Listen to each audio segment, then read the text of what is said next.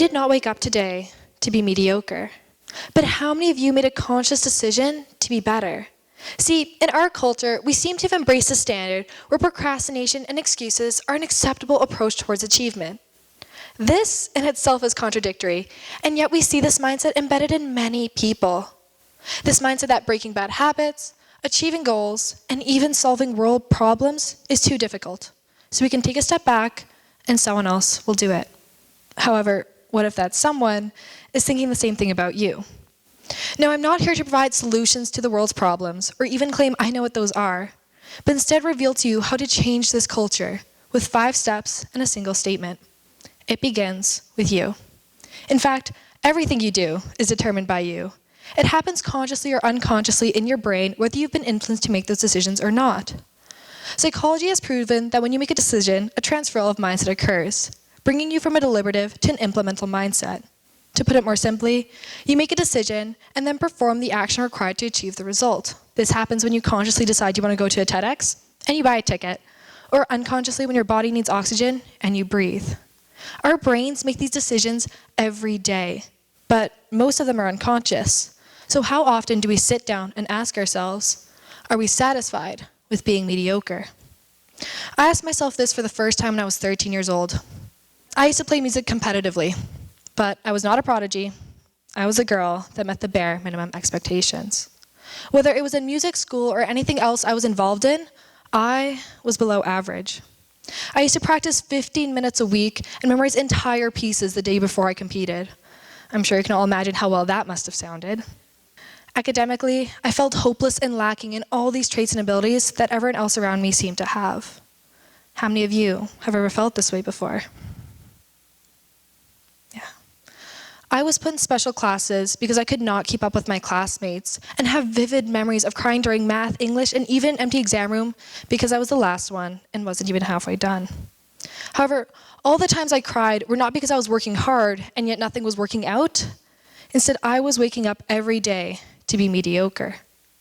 I never consciously decided to work harder or be better, and therefore my brain could not begin to implement anything in my life to change this. I came to this realization after I competed at a music festival with pieces I'd memorized that day.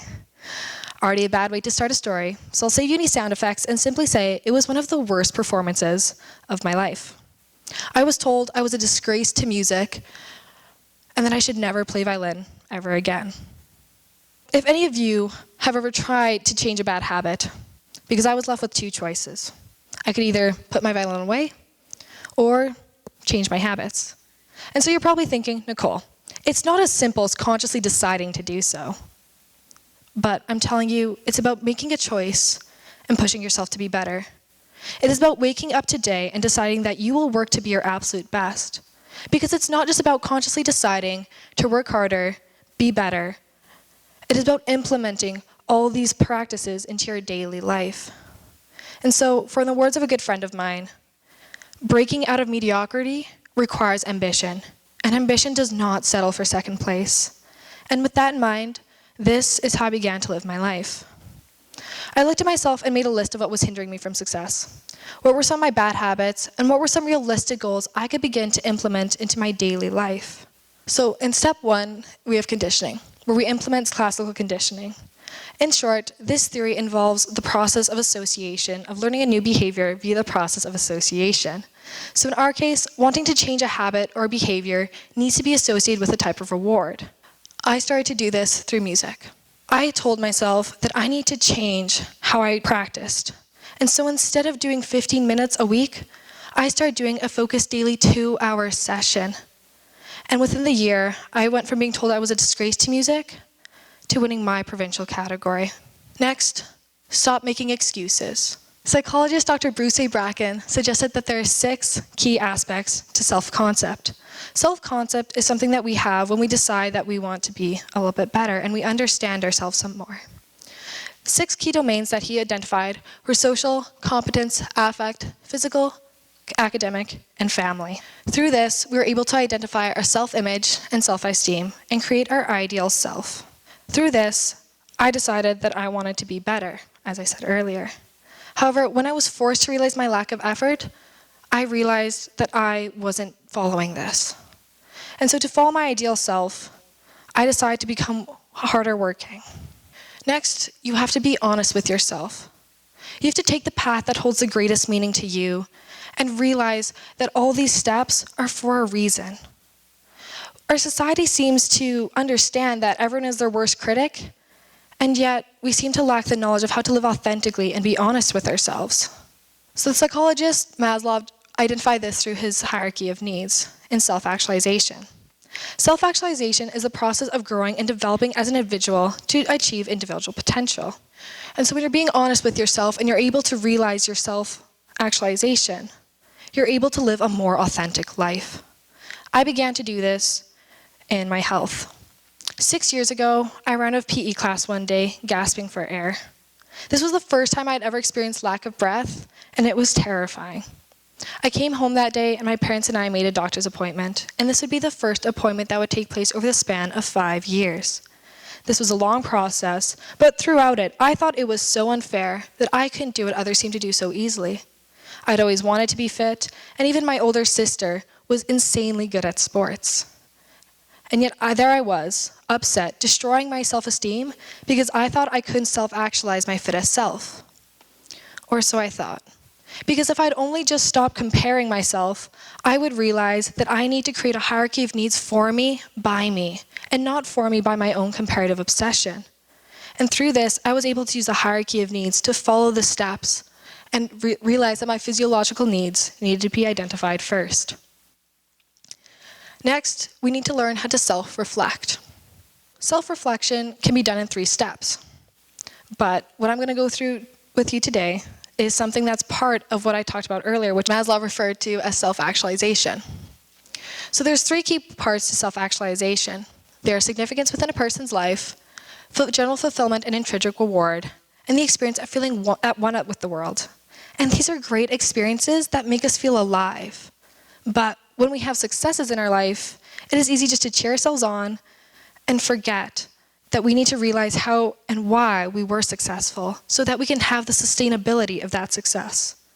Once you're able to understand yourself and analyze yourself in this way, you're then able to adapt those things to your failures and then build yourself up, that instead of sitting there destroying your self-esteem such as I did when I was in a negative mindset, and you're able to apply the one-kick rule. So the one-kick rule is something that I saw in myself and many others, and that's that downward spiral that you have when you're not feeling the best. Sometimes people feel this way when their coworkers, spouse, friends, or others, achieve better than they have. And they just sit there and tell themselves, you are a failure. But they would never say that to anyone else. And so the one-kick rule is admitting to yourself just once that you failed. In my case, Nicole, you screwed up. And then instead of dwelling on that, you then change and adapt from what you learned from how you're successful to your errors so that it never happens again. Then you need to go with the flow. The psychologist Michalewicz came up with something called the flow model. In essence, flow psychology is feeling energized, focused, and fully engaged within an activity. Now, I get it's impossible to live in this state of every day of every hour, as most people refer to this as being in the zone. However, what I want to encourage you is to embrace more of this flow into your life by aiming high, developing yourself, and realizing that you can do it, but also realizing the importance of a schedule. I love planning, and I plan at minimum 12 hours of my life every day. That is so when I wake up the next morning at 5:30, I know exactly what I need to be doing and where I need to go at 1:46 that afternoon. Now, I understand that seems terrifying to some of you, and in no way am I suggesting that my strategy is the best. Some people have sticky notes everywhere, other people have bullet journals, and many people like Google Calendar. But my message right now is to make a schedule so that you can stick to it, utilize it, and become more effective and successful as you find yourself going with the flow.